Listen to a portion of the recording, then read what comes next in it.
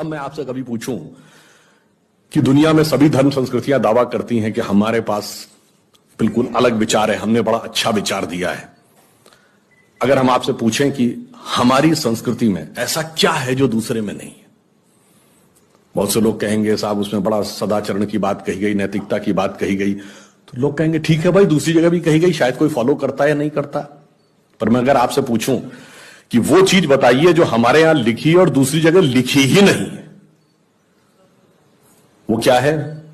आप सबने नाम सुना होगा Vedic mathematics. Have you ever heard of mathematics as a part of religious text? ये सिर्फ हमारे यहां है। गणित धार्मिक पुस्तक का हिस्सा है। Ayurveda medical science, it is globally accepted as a structured medical science, by name itself is a part of Vedas.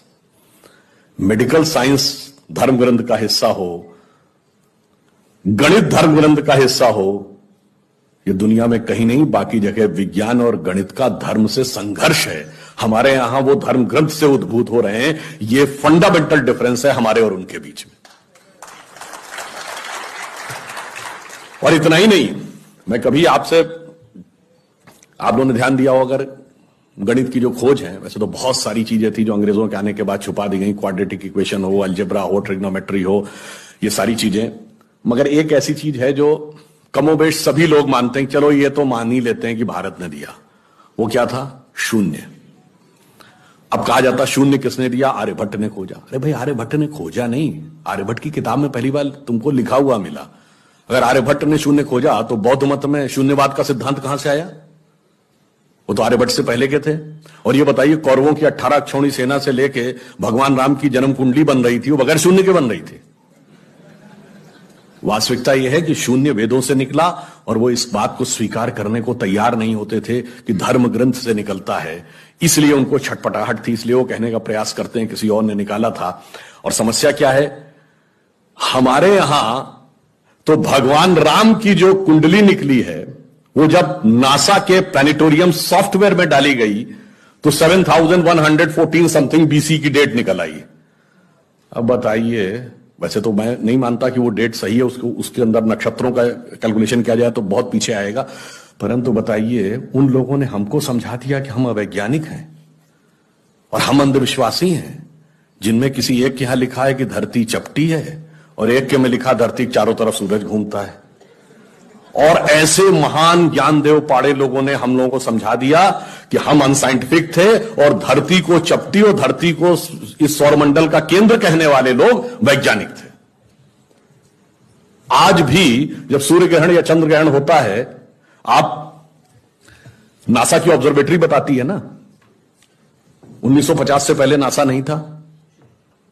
आप जाके पूछिए, गांव में कोने में बैठे हुए किसी पंडित से कहिए, पंडित जी पंचांग में देख के बताओ सूर्य ग्रहण कब है, और जो वो हमारा पंचांग बताता है और जो नासा की ऑब्जर्वेटरी बताती है, कभी उसमें दिन तो छोड़िए, घंटे और मिनट का भी अंतर देखा है?